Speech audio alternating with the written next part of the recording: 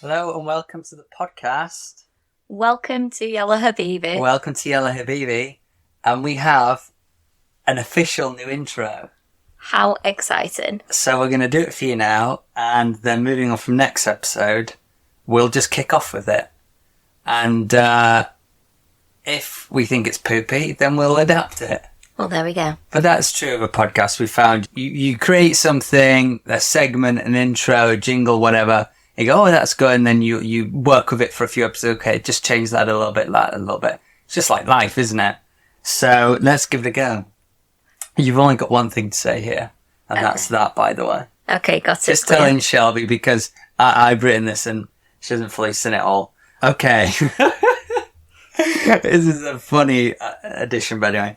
If you are craving more adventure in life, whether it is to live vicariously through us or get ideas to spark your own, this is the podcast for you.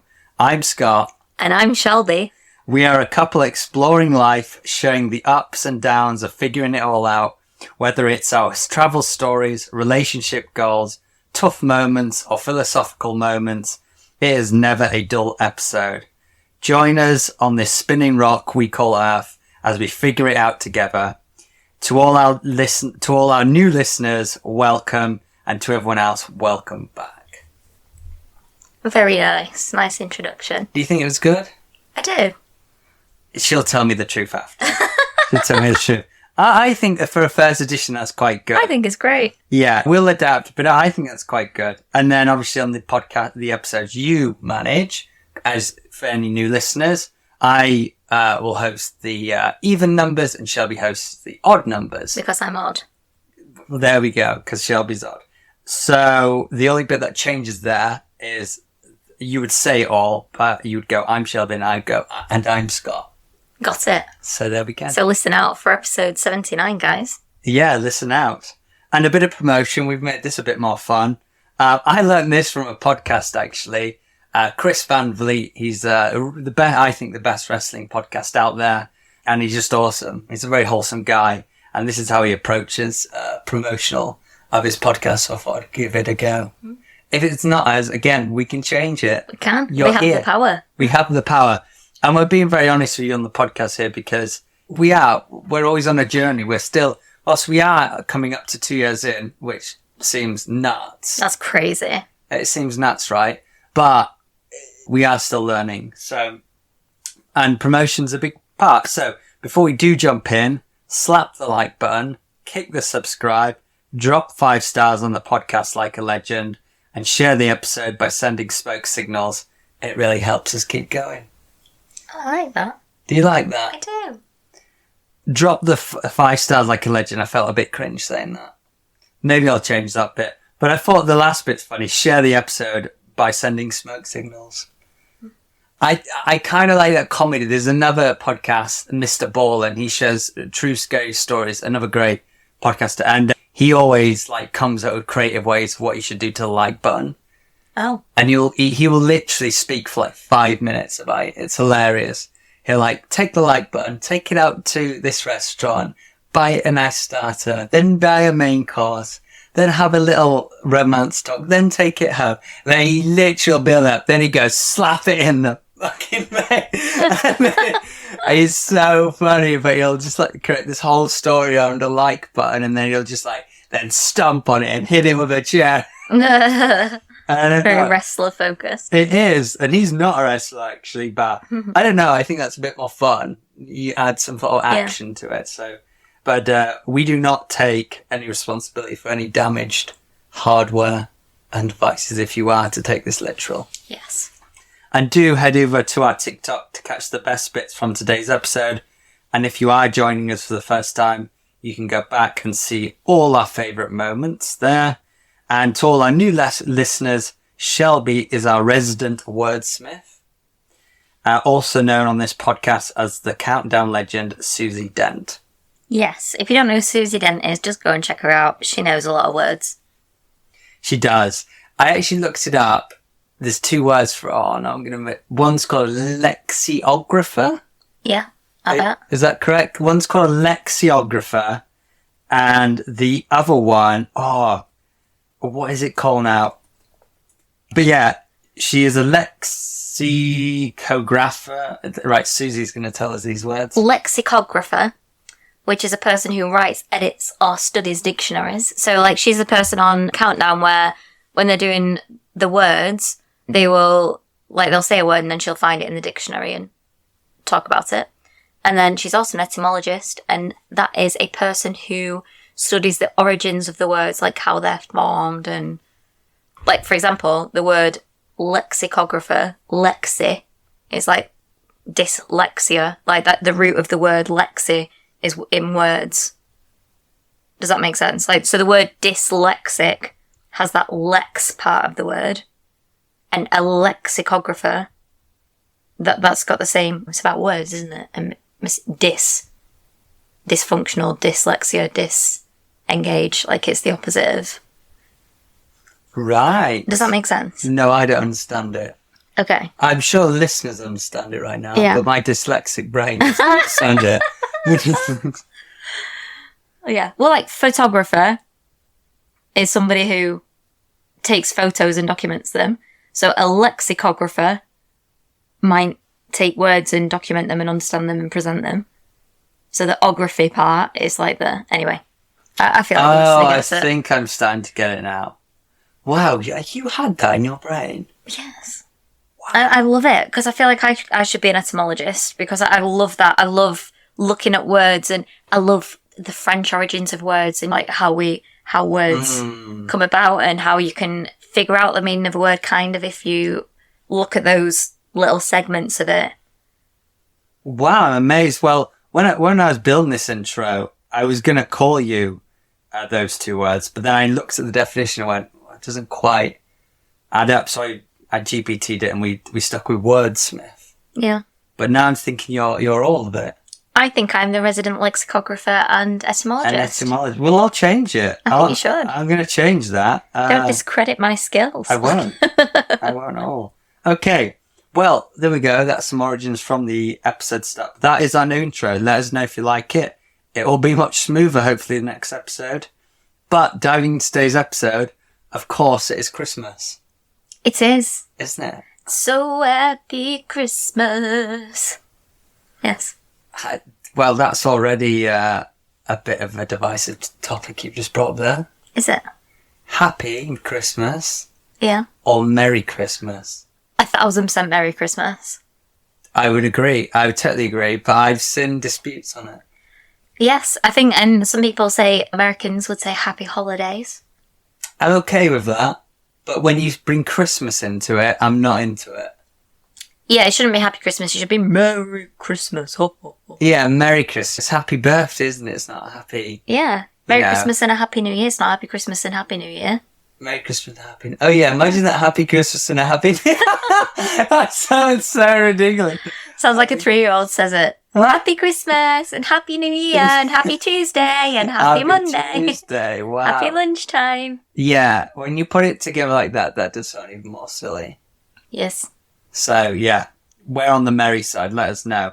And one other debate I just want to quickly fix. Well, we're not going to fix it because I know we're on the opposite side We of are. scales. But let us know is, are you a licker or a non-licker at Christmas? Do you lick your envelopes? Do you lick your envelopes? What side are you on? I am very, very passionately on the side of you don't lick your envelope. 1, that envelope could be dirty, even if it's come out of a packet. Right. 2, who knows what kind of chemicals are in there? Why are we licking it? 3, if you are the recipient of a card that's being licked, I don't want to deal with someone else's spit.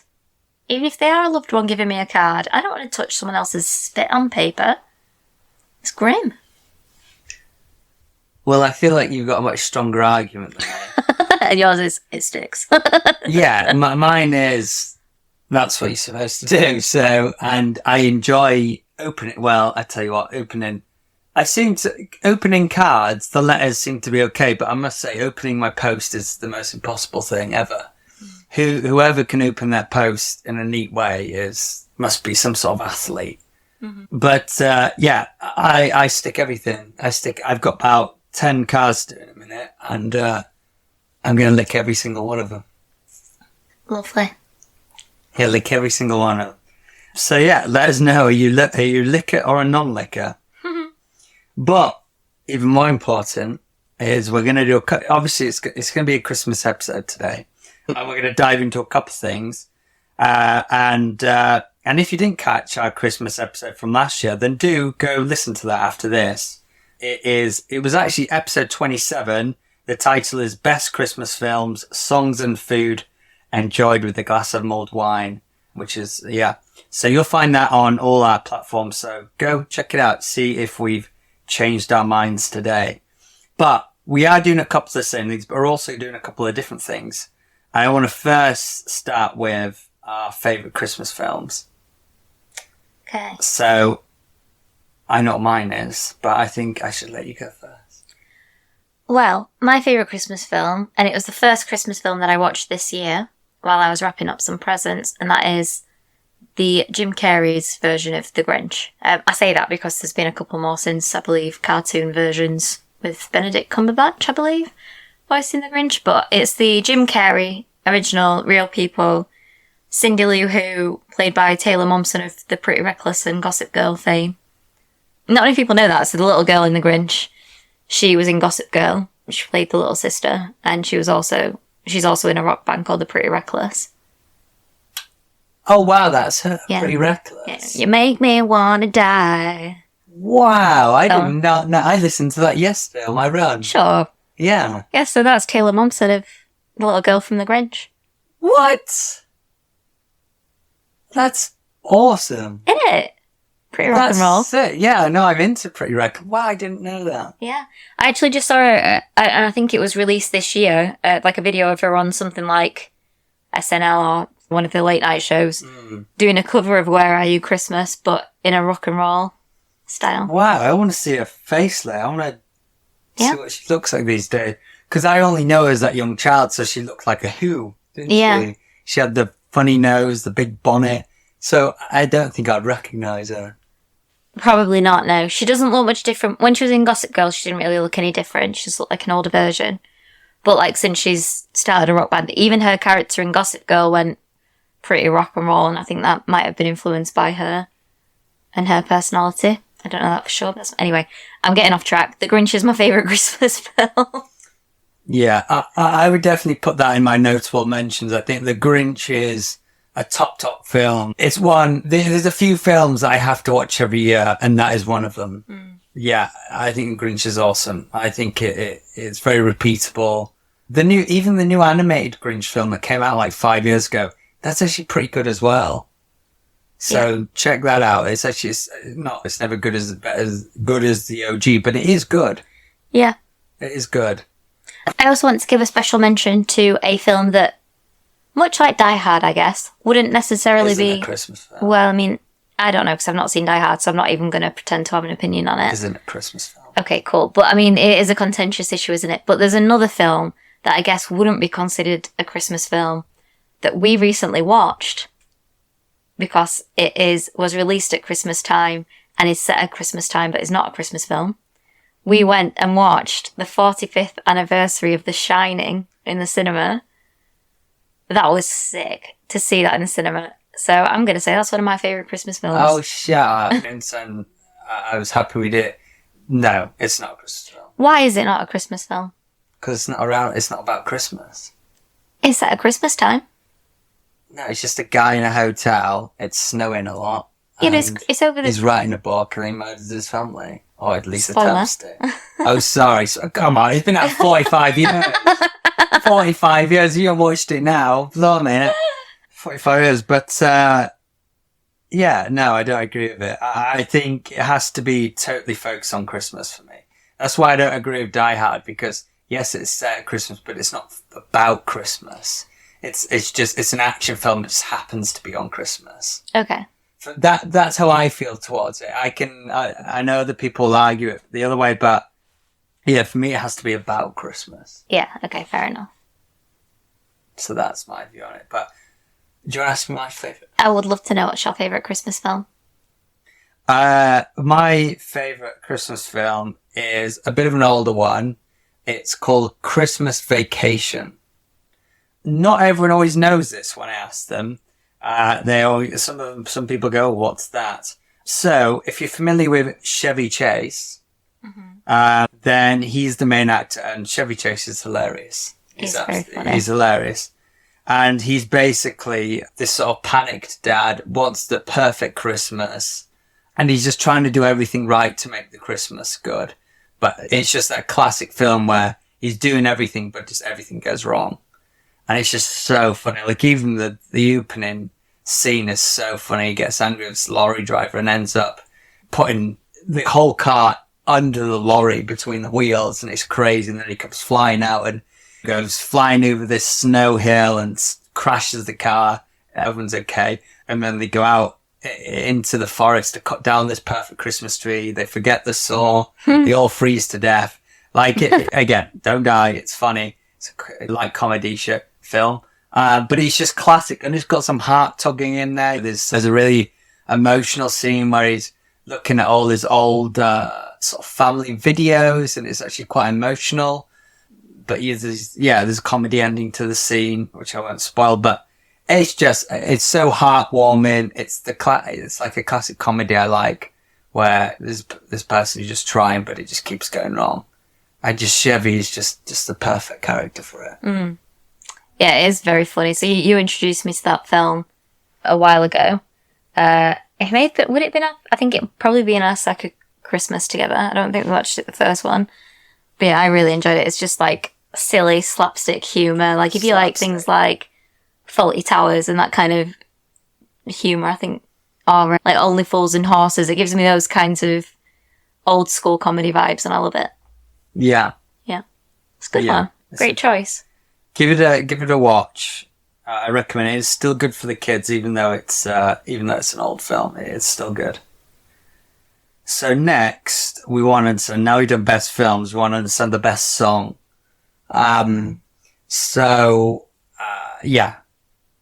What is your favourite song of Christmas? So, what I've gone with, because I actually think that there are a lot of good Christmas songs. But I really like a Hawaiian Christmas song, which is Mele Kalikimaka. Oh, I like that. That's in Christmas Vacation. Is it? It's the first time I heard it. Nice. Yeah. It's a really, it's just a nice vibe. That's a Mele Kalikimaka is Hawaii's way of saying Merry Christmas to you. Good song. Yeah, I sang it terribly then. I was horrendously off key. But just to give people the idea. So that one, and then also Feliz Navidad. Oh yeah, Feliz Navidad, yeah. Feliz Navidad. So you're going for quite international Christmas films. Yes, indeed. I like them. I like something that's a bit different. Let me think. What's the worst? What do you think's I'll have a think of my worst Christmas song. What's your best Christmas song? My best one, and I already accept the flack for this because I'm just going to go for what everyone says, but I love it. And it's Fairy Tale of New York. Mm. And the Pogues and Kirsty MacColl. I love it. I think it's about a feeling with a Christmas song. It's not just about how it sounds, it's the feeling it gives you. And if it makes you feel Christmassy, because you can listen to a lot of Christmas films that don't make you feel Christmassy. For example, the Michael Bublé one.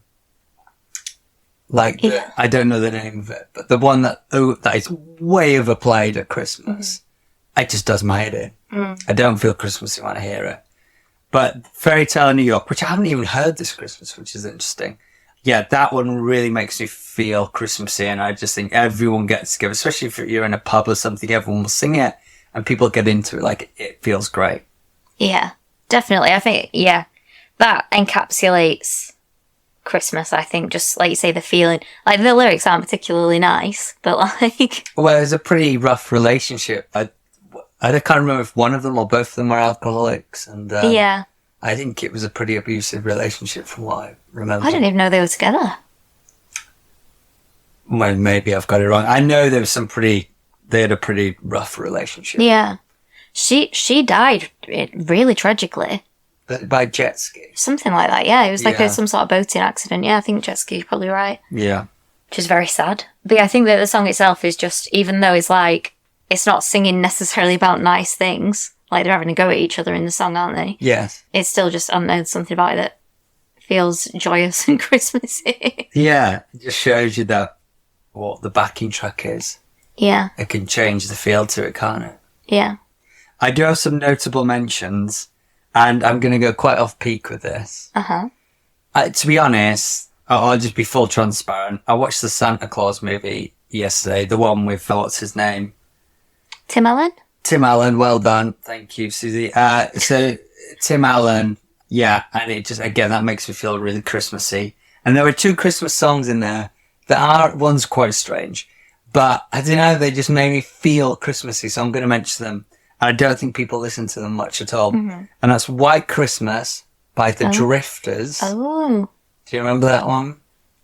It's got some weird backing vocals. Is it the same song as I'm Dreaming of a White... No, it's quite different. Oh, no, I don't think I know it. It's quite different. If you watch it, it's just a soundtrack of the Santa Claus film. But the other one that makes me feel more Christmassy is actually produced by John Williams. Mm-hmm. And you'll know him from many films. And that's Carol of the Bells. No, it's not. No. And I refuse to sing, so we'll just have to look it up. What are some of the lyrics? And you can... Well, no, you need to know the tune. We'll get copyright if we play on this, but maybe I should have shown you before the episode. But I can show you after. Okay, sounds good. I'm sure that the listener knows Carol of the Bells. I recognise the name. It's like it's a choir singing. Oh. It's a choir singing. But it just... I listened to them in the film. It just felt very Christmassy. Yeah.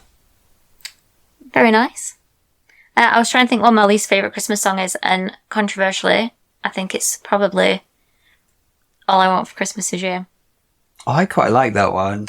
I don't really like Mariah Carey's voice. I find it irritating. What? Are you joking? She's a great singer. She's a very talented singer. I don't enjoy her voice.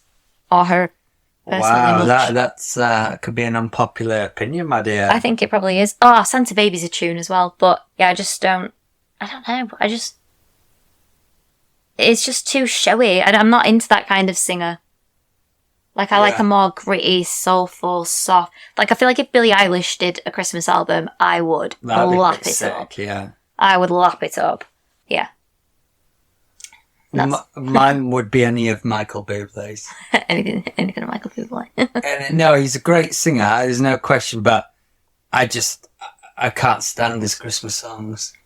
I think why though is they're just so overplayed. Like 90% of the songs you hear on the radio, just throughout soundtracks, cafes, it's boobs. Yeah. It's boobs. Do you not like boobs? No, I don't like boobs. Boobs it's just non-stop boobs in December, and it's so annoying. It is. I hate it when there's too much boobs in December. Too much boobs, right? Get rid of them. So, Funny. I can't imagine how much money he makes off them, all these songs being played. Yeah. Well, good for him. But yeah. Moving swiftly on, our best Christmas movie character. So this could be good or bad movie character. Actually, no, scrap that. Let's go for good. Let's go for good. A good Christmas character.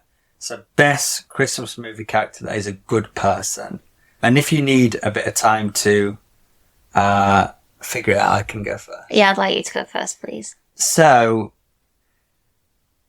I just want to go with my favourite film, which is Clark Griswold, which is Chevy Chase from The Christmas Vacation.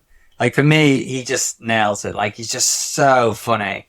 So for me, I'm going to go Clark Griswold. Like, even that name is brilliant. Again, I've already told you about the film, so for me, he's just my favourite Christmas movie character. I just think he is so perfect for the role. Everyone wants that perfect Christmas. And that's all he's trying to do, is make the perfect Christmas. All his family, his nan, his granddad, there's politics between his aunties and uncles, and he knows that, and he's worried about it. And he's just trying to just make it perfect. And he is, even though he's clumsy and messes things up, he's just trying at the end of the day to do what every person wants to do. They just want to bring them together. And, and I think he really harnesses the dad in it as well. Like, of course, the mother as well wants to make it that perfect Christmas, but his role within it is very much what a dad would do. Like, he really focuses a big part of the film, like, trying to make the lights perfect around the house. Like, and it doesn't work. And in multiple scenes, it doesn't work. And he's just so defeated by it. And it's also like, I think also, whilst he's also doing that to make it perfect, I think that's also his, like, quiet time away from the family when they're there, because he's finding it overwhelming and he's worried it's not going well. So he's kind of distances himself a bit by being outside, doing up the house, which I think is, I can relate to that being quite a man thing. But yeah, he's just, I think it's just perfect all round. So Clark Griswold. Okay, good choice.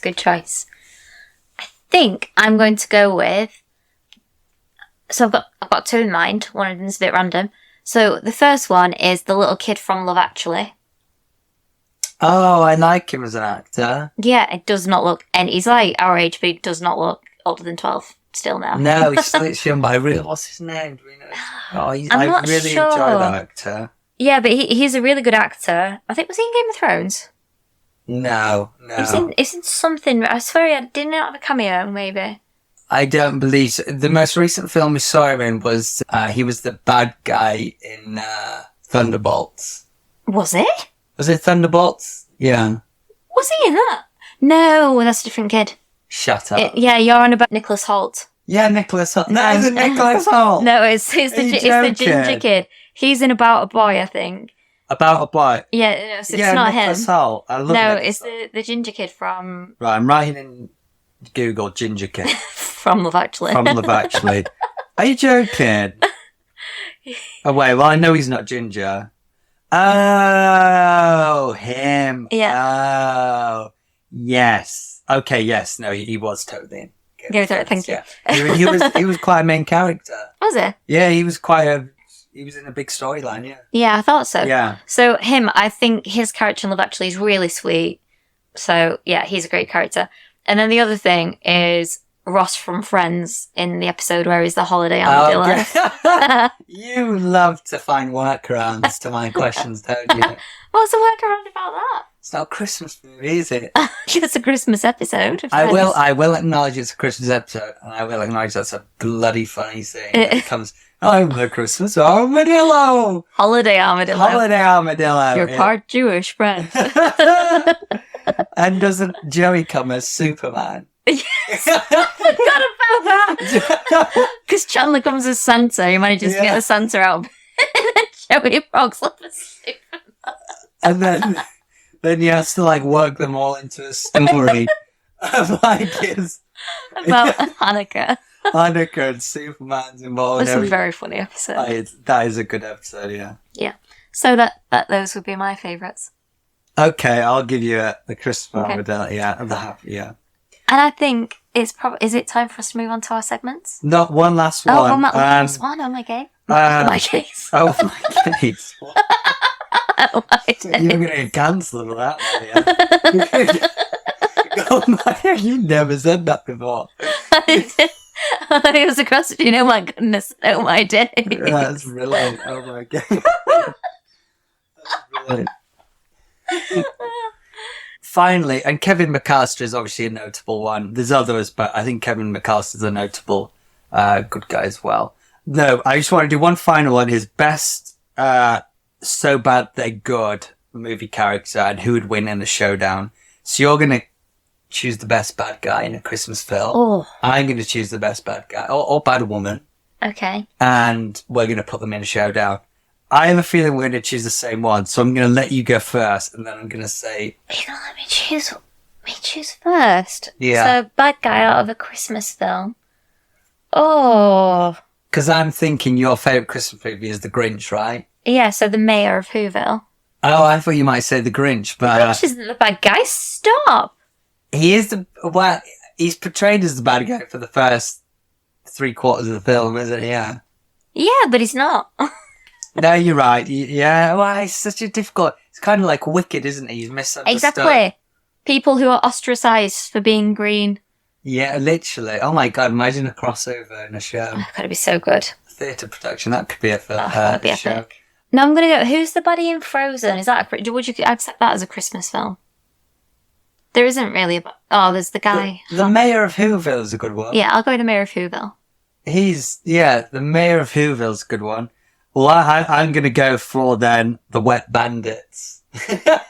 Who? The Wet Bandits, Harry and Merv from Home Alone. Oh.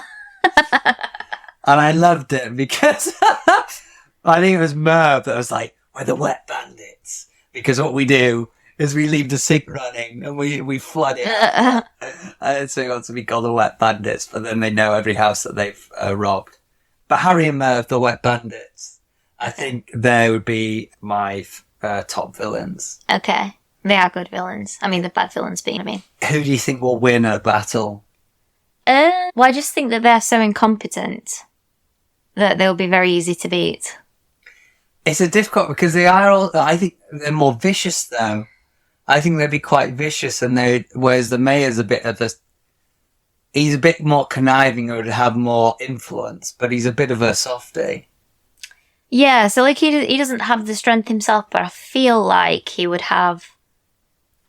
Yeah, I don't know. I feel like he'd probably just lock him up or something. I mean, like I think he'd do something dirty, like frame him for something, even something they hadn't done, and then get him put in jail. You've talked me around on that you've talked me around that. I just said to Mum early today, I really hope that I'm not like some sort of master manipulator because I don't know what it was that I said to her and she's like, oh yeah, you're right, let's do it that way or whatever it was. And you do, like, no matter what, like, I feel like I convince people quite easily and I don't mean to. Well, yeah, I don't know. We'll go with the narrative as you're just very good at explaining things. Oh, well, I hope so. That I see things from a balanced point of view and I can present that. Yeah. I'm hoping that's what it is. And then hopefully we have a middle life crisis where I realise I've just been controlled my whole life. Let's hope that's not the case. You guys let us know. But no, because I went in there pretty confident that Harry and Merv, like, they're vicious, they're pretty dirty. I think they would get the first win.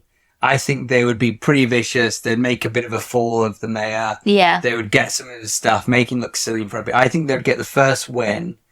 But then if it was a film, throughout the film, the mayor would start conniving in the background and using his influence, his power, his money. And I think I would agree that he would find a way to frame something and they would just end up behind bars at the end of the film. Yeah. So, yeah, fair enough. Film? It would be. So let us know in the comments your favourite movie, favourite song, a favourite best and nasty character. Yes. We'd love to know. But it is time for Scott's WTF of the week. Every week the world gets a little weirder, but let's talk about the strangest thing that went down this week.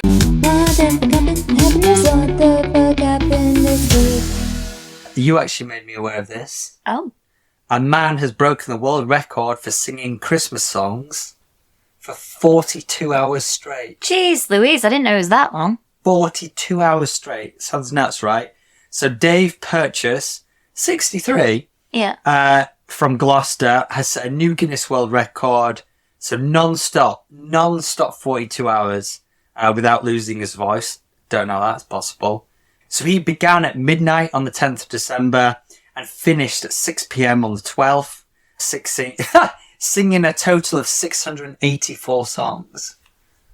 Oh, interesting. So it had to be different songs, I guess. I think this is a different one to what I told you about, but that's interesting. Oh, right. Is the one that you told me about already been beaten then? And it was singing the same Christmas song continuously. Ah, okay. Well, I don't know. Let's see. He chose 38 Christmas classics and repeated each one 18 times. Wow. Oh my God, Shelby would have ripped his head off. Oh. He battled extreme fatigue, even hallucinations. I can attest to that, having done ultras for a similar amount of, well, not 42 hours, but for over 20 plus hours. Around the 32-hour mark, he was hallucinating, but pushed through to support from a dementia choir, apparently. He's from a choir. So he's supporting dementia, a children's choir, So yeah, it seems like a good part of it was for charity. And he was only allowed 5-minute breaks each hour or a 20-minute rest after singing 4 hours straight. So yeah, that's pretty wild.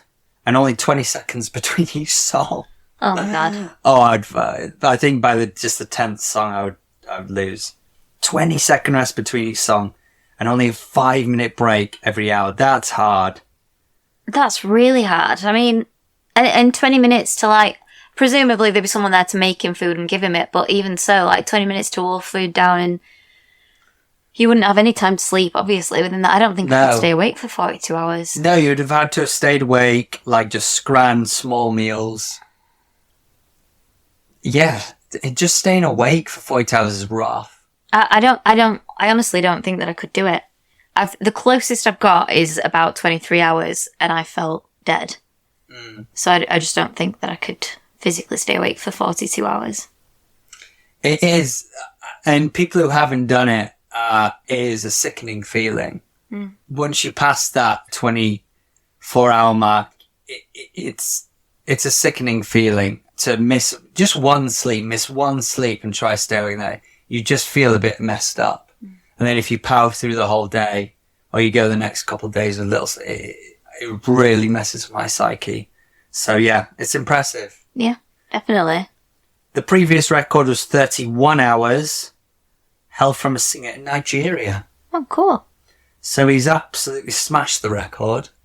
So well done to Dave Purchase from Gloucester. Wow, well done, Dave. Very nice. Love that story.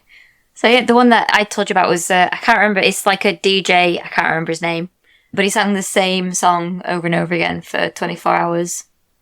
I think it was for children in need, or something like that. Wow, I couldn't do the same song. It was a song that, I can't think what it is now, but the song lyrics were something like, when is this going to end? As well. Oh, that's hilarious. How long will this... how much longer will this go on, or something like that. I can't remember the song off the top of my head now, but yeah, it was one of those type songs. So, well, lovely. I think now it's time for Shelby's Good Vibes Only. Let's take a break from the chaos. Here's something to make you smile this week. Shelby's Good Vibes Only. I absolutely love this story because in Texas, rather than a lemonade stand, they've set up a team of volunteer grandmas who, rather than give you lemonade, give you life advice. So it's almost like an agony aunt station where I think they do 150-minute shifts. I think it's in the article, which is like, what's that? An hour and a half. Is that 2 hours? No. Yeah, it's 2 hours. 2 hours 20.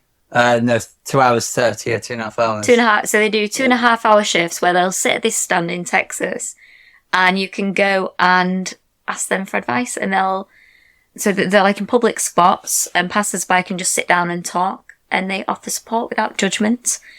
And that, like, even the article that we'll share mentions one person who was going through a breakup, and they went like weekly or daily to chat to the grannies about how to get over it.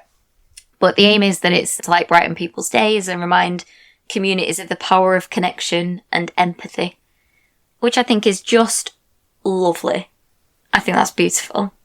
I think it really is beautiful. I think that's amazing because when you get to that age, when you do get to old age, you have lived many generations. You've lived many lives. You've had all the experiences that people are going to go through. Whilst they may go through it in a different lens, they're still going to go through every emotion and every type of event. So I think there's so much wisdom and support that comes from the older generation, which I think, I don't think I think it might be changing, but I don't think the younger communities see it. And I don't think the younger communities value, and I would accept that myself was the same, value the amount of wisdom, and just support that the older generation can offer. Totally. They're just a wealth of knowledge. Like, I think that there's so much untapped wisdom from the older generations. Because younger people are just like, I feel like you just can't tell young people anything, can you? They think that They know it all. Yeah. And it's such a shame because there is so much to be learned from grandparents, from older relatives, and from old strangers as well. Like, at the end of the day, of course, you're going to live your own life and you can take advice or you can leave it. But I think it's just so, like, we're lucky that, I don't know, older people like to talk and are willing to chat and share things. Yeah, I thought that was a really lovely article. It was, yeah. It's a beautiful thing. It is. And I have just remembered the song from the other world record of the same song being sung continuously. It was that, how long has this been going on? I sang that terribly as well. How long is this going on? I can't remember that. How long is this going on? How long has this been going on? It goes low. I don't know it very well. It's a Christmas song. No, I thought it was a Christmas song, but it's not. Oh, that's probably why I don't know it, yeah. Yeah, because you only know Christmas songs. Because that's my whole Rolodex, yeah. Well, what a wonderful episode. It really was. Very festive, very merry. It was, and I really enjoyed doing this Christmas episode. I wish it was Christmas every month. Oh, I wish it. There you go. And again, remember, if you like this episode, be sure to check out last year's Christmas special episode.